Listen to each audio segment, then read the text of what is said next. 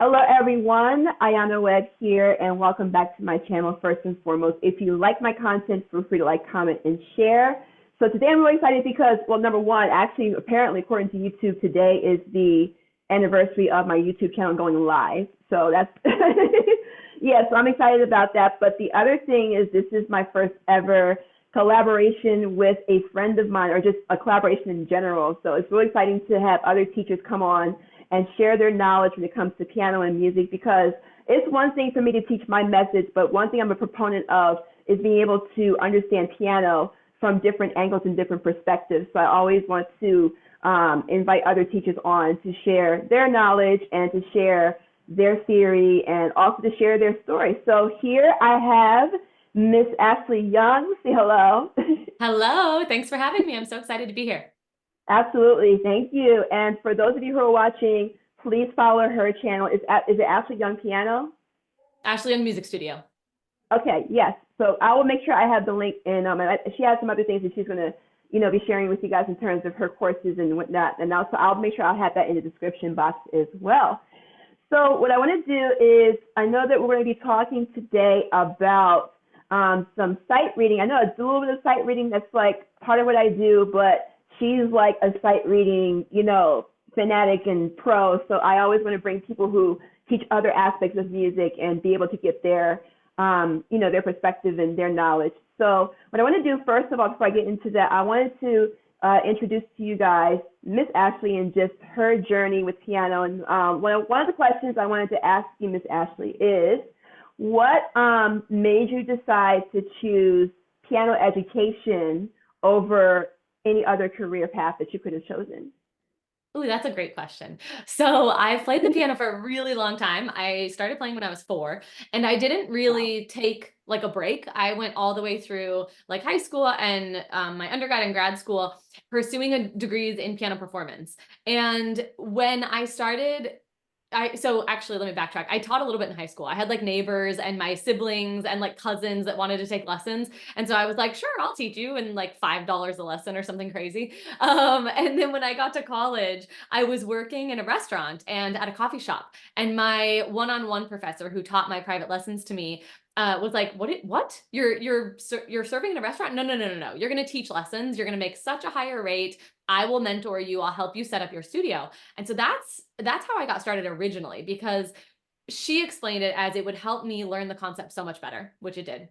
And it would be a much better way for me to just be more immersed in what I was trying to do and what I was going to school for. And so that's how I got my start. And then I never stopped. I did never stop. I've always kind of adapted it to the season of life that I'm in and to the way that I like to do it. And I've always been able to find my people that are interested in the things I want to teach. So that's how I ended up here. But I love it. And I love connecting with other piano players, especially adult piano players that have this desire inside of them and they're having trouble getting there, because I want everybody to know that it's not your fault. If you're struggling, it's because learning the piano can be challenging. And I hope to like demystify that and help make it so much easier for everybody.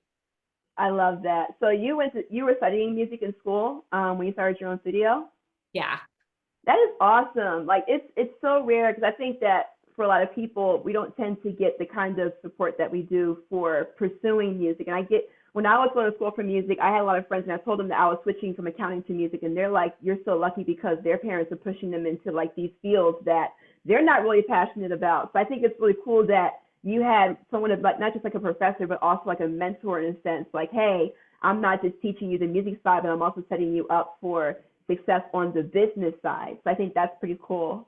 Yeah, I'm so grateful to that teacher. I mean, she taught me most of what I know, and also like the fact that she mentored me. She helped me set prices and not undervalue myself. She was wonderful. That is amazing. That is Yeah. amazing. And just one more question, I'm gonna let you get into your session here with my students. And the other thing is, so one of the ways in which, I mean, we've already like, we were part of certain Facebook groups whenever we connected, but I was really interested in the fact that you had so many YouTube subscribers and, me kind of re-entering back into my YouTube game. One of the questions that I wanted to ask you, you talked a little bit about this in your podcast, but this is just for, my students who are new to you. What was it? What made you decide to go the YouTube route with regards to growing your piano teaching business?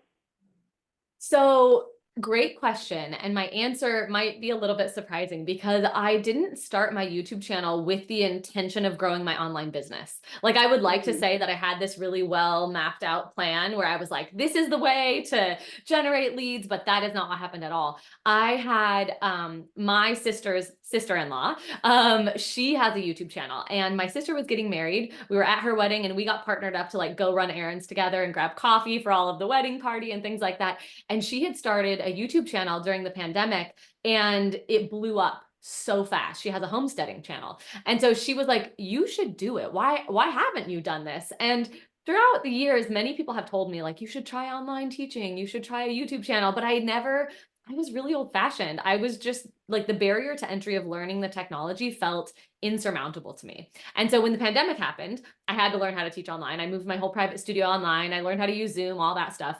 And then so that happened. And then like 6 months later, she's telling me you should start a YouTube channel. And I was like, maybe I should. I don't really have an excuse anymore. Like my excuse used to be that I don't know how to edit videos or that I don't know how to use all the online interface and get the good view of the keys, but that wasn't true anymore. And seeing the growth that she had had, I was like, sure, why not? And so my initial goal for the YouTube channel was just to actually answer questions that I felt myself answering often. So it's a little bit, sometimes so my whole motto is smarter, not harder. And so I really try to streamline stuff. And so internally, I get a little like, oh, I don't like repeating the same stuff over and over. So I started making videos to answer basically the most basic questions that I kept having to explain to every student, like over and over and over again. Because I was like, if I don't have to explain this and I can just send you a link, perfect, we can be done. And so that's how it started. And then turns out other people had those questions, right? And then once I kind of decided like, okay, this is something I want to do regularly, I really want to actually build it, that's when I started to have more of a strategy of like, how do I actually get more people to watch the videos? How do I turn this into an online business? But it actually just started very, very naively. My business plan was YouTube. That is amazing. That's amazing. Yeah, for me, I actually was already trying to get online maybe since like 2000, like 16, something like that. Because I was already teaching private lessons. And for me, and you know what really inspired me to go that route, which of all things, it was David Copperfield, because I saw one of his last shows before he retired. And he was just talking about how people used to make fun of him, wanting to be an illusionist. And I'm like, and I actually went back to the hotel seeing his live show. And I'm like, what is this guy's net worth? Like, how much can you make being an illusionist? And I saw the Yeah. number and I was like, wait a second, if you could be an illusionist and make this much money, then what's going to stop me from being able to like really blow my business up and teaching piano? I'm like, this should be a breeze, right? So, Yeah. I love but that. at the time I was trying to figure out ways to kind of lift that income ceiling where I'm no longer having to trade dollars for hours, or was it hours for dollars? One of those. Yeah, But both. where I wanted to be able to expand my business in a way where I can create the product one time and then sell it infinitely. And so that was when I got into it. And then I, came under a mentorship, and he was basically pouring gasoline into the idea of basically saying, hey, you should turn it into a membership where you're not just getting paid once, but you're getting paid, over and over again. And I was like, oh, this is great. So I think I love asking questions like this because sometimes as a music teacher, especially an online music teacher, can be a bit, I don't want to use the word isolated, but that's kind of what it is because we have such a unique space. So when I bring other people on here, I love asking questions and hearing about their journey and just connecting. So I'm excited. Absolutely. I agree. I'm excited too. And thanks for having me. I'm really happy to be here. Absolutely, absolutely. So I know that what you're going to be covering today is best practices in terms of sight reading, music, and how to approach sight reading. So I'm going to mute myself and you go ahead and take it away. Okay, awesome. Yeah, so we're going to be talking about sight reading. It's a subject that I'm super, super passionate about because you heard a little bit of my story. I started playing the piano when I was 4, but I got to the point in college when I felt like an imposter because I was really bad at sight reading, like really, really, really bad. I knew that I could practice for hours and hours and eventually get a piece to sound good, but I couldn't just like open up a piece of music and sit down and play it. And I was going to school with people that could do that and with people that were taking like church jobs or jobs accompanying other musicians. And I didn't feel like I had the skill set to do that because I couldn't sight read. And it took me a really long time to learn pieces. So that same teacher that I'm so grateful for, who taught me some of the business practices of teaching piano, she also taught me how to sight read. And she would make me sit there in my lesson and she'd be like, okay, now sight read this piece. Okay, now sight read this piece. And it was at that time, like to that point in my life, probably one of the scariest things I've ever done. Like to have someone force you to sight read in front of them, it was just terrifying. So I'm really passionate about teaching people how to sight read correctly and how to practice sight reading, because as we're going to talk about today, there's a lot of hidden benefits of practicing sight reading that people don't realize. And there's also a lot of misconceptions about sight reading and what it is and mistakes that people are making. So the first thing I'm going to start with, and then I'll share some slides so you have some visuals here. But the first thing I just want to get out of the way is the definition that I use of sight reading, and that most of the professional musician community uses when they're talking about sight reading. Sight reading is when you try to play a piece as well as possible on the very first try.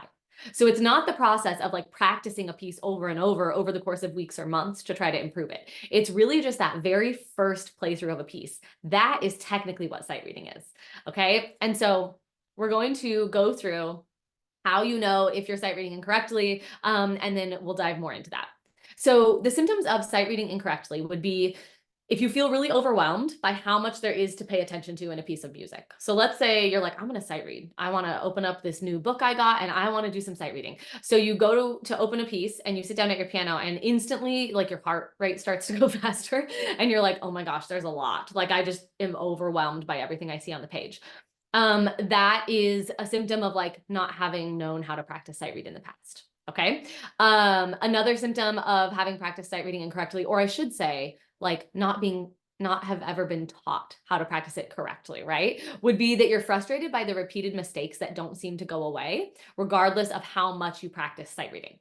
So if you feel like sight reading is something that you've read up on, you've watched some videos, you practice it, but you're still hitting those roadblocks of like so many repeated mistakes, it's likely that you don't know how to practice it correctly. And then similar to my story, if you feel a little bit like an imposter because you're practicing and playing sight reading, you're practicing sight reading all the time, but you feel like you can't just open up a piece of music and play it, right? Which is exactly where I was. So to take us back to my definition, sight reading is playing a piece as well as possible on the very first try, and it's not playing a piece with repeated accuracy with the goal of making it better each time. That's practicing. Okay. So the biggest mistakes that people often make when it comes to sight reading practice, these are great to go over because oftentimes it comes in recognizing the mistakes that you're making and knowing to avoid those first before you can build a new solid foundation towards practicing sight reading correctly. So some of the biggest mistakes that I see are people will sight read pieces that are way too difficult. Okay. When you are sight reading, because the goal is to play it as well as possible on the very first try, the piece is going to have to be easier than your current level. And this is even true for most musicians, unless you're like really, really high level professional and it's a part of your regular job to sight read on a regular basis, right? So even professional musicians, like I would likely not open up a list piece and try to sight read it. I mean, I might, but it's not going to go well, right? Because that's at an advanced enough level that even I, as a professional, likely wouldn't have a lot of success sight reading it. So you want to sight read at a difficulty level that's probably like at least 3 or 4 levels below where you are. Now, if you're a beginner, you still can sight read like even more beginner stuff. So if you're a beginner and you're playing pieces that are like a page long or 2 pages long, you might still play things at a beginner level, but maybe they're only 1 line long or they're 2 lines long, right? So whatever way you can make it like a little bit simpler, a little bit easier, regardless of your current level, you'll have a lot more success. Another thing that people will do that is a big mistake is sight reading from random materials. And this plays into the first one. So when you sight read, if you're just going to open up like all of the Beethoven sonatas and sight read, again, to my first point, it's likely going to be too difficult. And also, if it's a resource that wasn't created specifically to help you practice sight reading, it probably doesn't move in a logical progression that makes sense for helping you increase your capacity to sight read well. Okay, and so you want to make sure that you're using materials that are actually created for sight reading practice so that you can really improve every single practice session. Okay, another mistake, and this is probably like, well, the last 2 are like the biggest ones, would be rushing before your hands even touch the keys. So if you think about that definition of sight reading and what it is, we want to sight read and play something as well as possible on the very first try. That means you're going to have to like give your brain a second to get clear on what it's doing. If I just open up a piece, sit down and start playing, it's going to be chaos. I need to take a minute and actually look at what's going on. I need my eyes to make sense of what's on the score. And then I actually need my brain to understand some of it before I start to play. Because when you start to play, your brain needs to give your hands clear signals about where they need to be and when they need to be there. And if you don't give your brain a chance to scan through the music and look for patterns and be a detective for a minute, is what I call it, then your hands have no chance. Like, you have no chance of being able to sight read well if you don't give your brain that time to prepare. It doesn't have to be a lot of time. And eventually, as you practice sight reading correctly over time, that time like shortens and shortens and shortens. But it is important to take time. And then the other thing would be rushing once you actually start playing. So when you're sight reading, again, if we go back to our definition of playing something as well as possible on the very first try, that means you likely aren't going to be able to sight read like at a really fast tempo. And that's okay. It's okay to go slower when you're sight reading, to give your brain that time to process what's happening and to make a plan about what you're about to do right there in the moment when you're sight reading. This is so much easier at a slower tempo. Okay, so just to review, you want to make sure that you're sight reading pieces that are easier than your current level, not too difficult.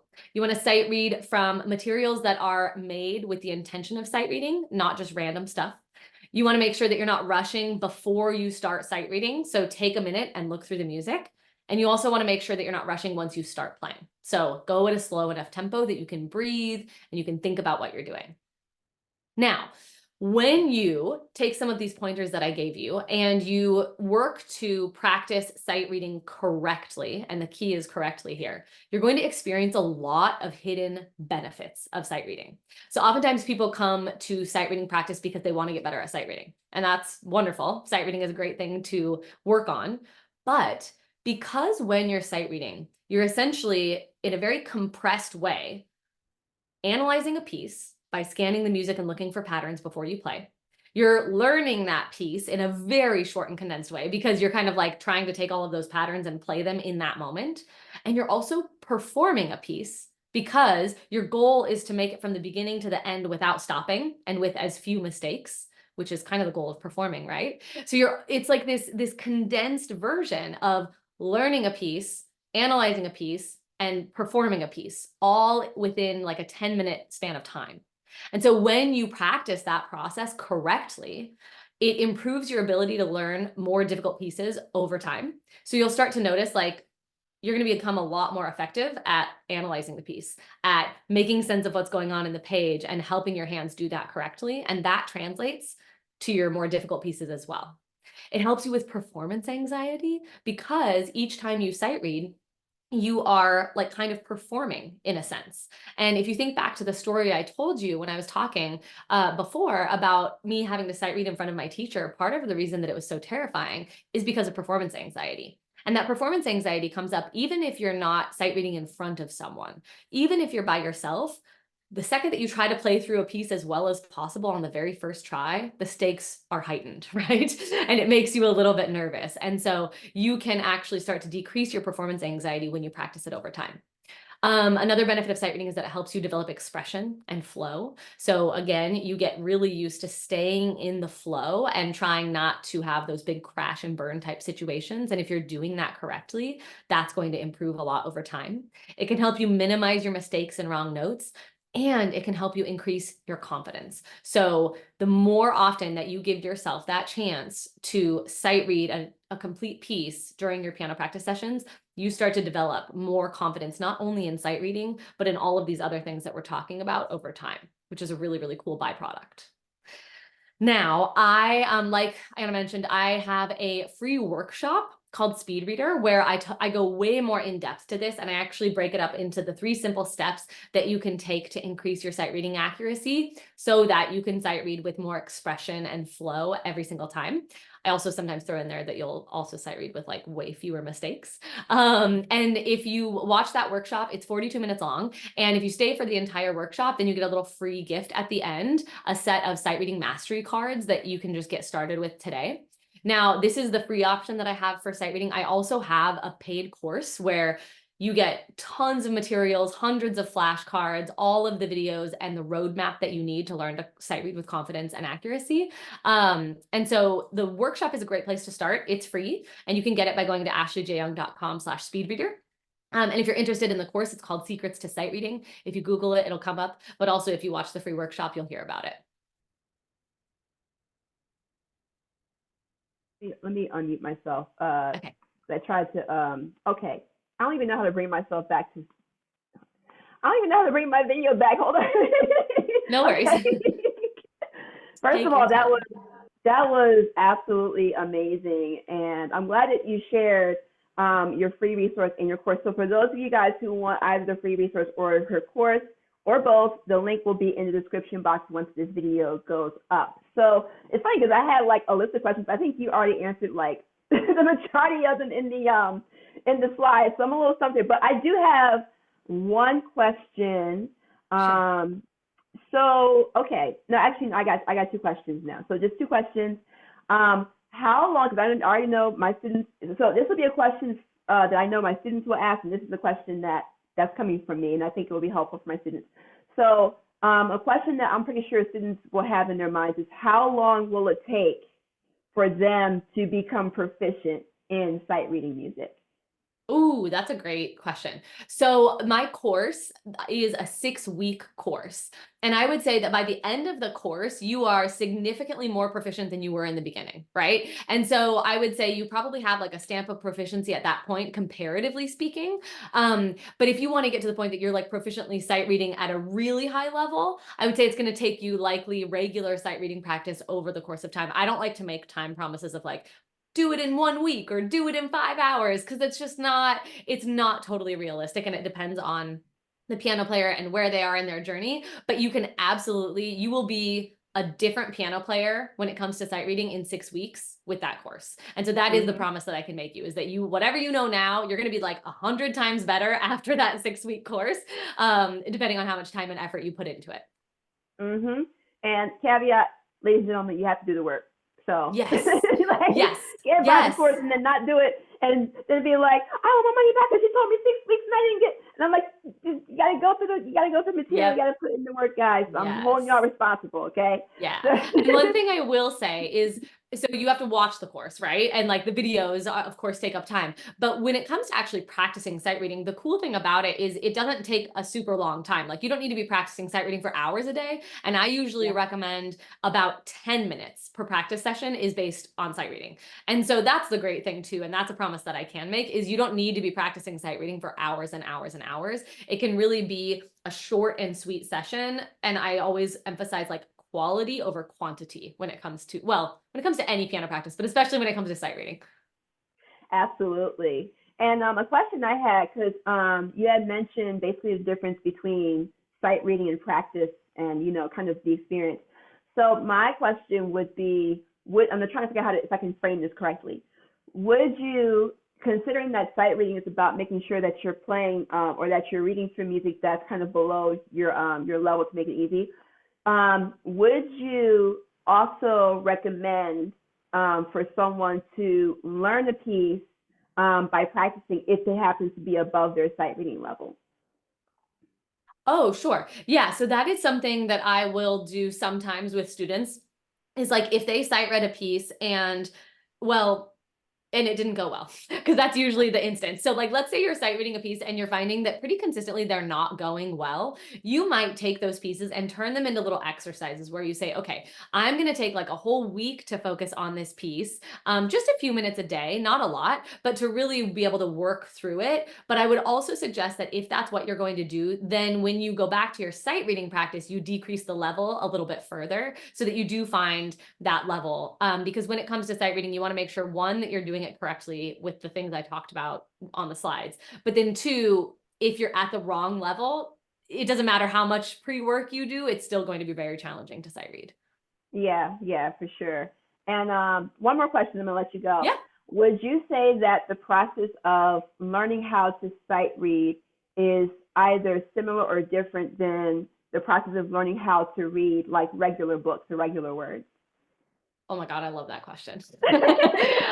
It's very similar. And in fact, I'll stretch that analogy pretty far sometimes when I'm talking about it, because if you think about learning how to read, for example, in the English language, if you want to become fluent at learning how to read in the English language, you cannot just learn the letters of the alphabet and then call it good. Right. And that's what happens with a lot of piano players unintentionally. Of course, nobody's doing this on purpose, but it's like we learn the note names and then we're like, okay, why can't I play this with fluidity? And it's like, you can't just learn how to say the letters and then jump to Shakespeare, right? Like it's not going to work.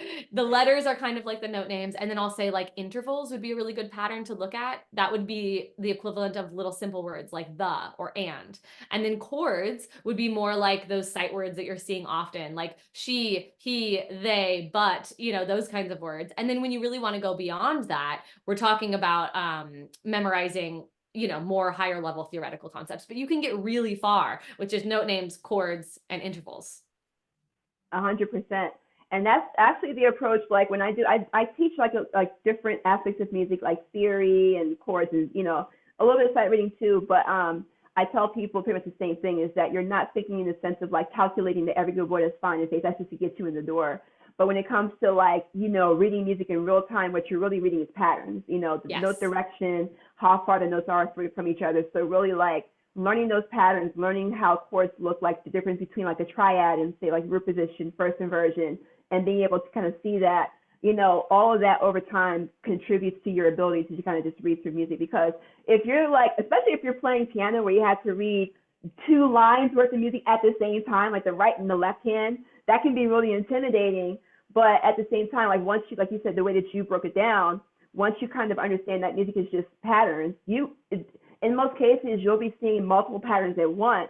So it's not like you'll have to every good boy does fine or good boys do fine always your way through an entire, chord or a series of notes that are being played at the same time. You'll be able to see a reference and be able to kind of see what's happening with everything else without having to like really read what those exact notes are, just from learning those patterns. So yeah. Yeah, exactly. And oh yeah, I was gonna say I talk about that a little bit in the free workshop, and then like the course is 6 modules. The first 2 modules are all about memorizing patterns, because yes, you're so right, and we're so aligned on that is really like once you have that vocabulary, it's so much easier. Yeah, and and that's the reason why, like for me, getting my students to understand theory is also very important. So because it helps kind of make the sight reading part make sense, because they go, oh, this is a major chord, this is a minor chord. Oh, even when it comes to when they're actually playing the music, they can even hear how the theories apply to the sight reading. It kind of all connects together. You can tell I love music and theory. I just love all this kind of stuff. So. We can talk about it for hours, right? Right. You ever have like those friends who are like, they're music friends and all you do is talk about music and theory and music theory geek stuff all day?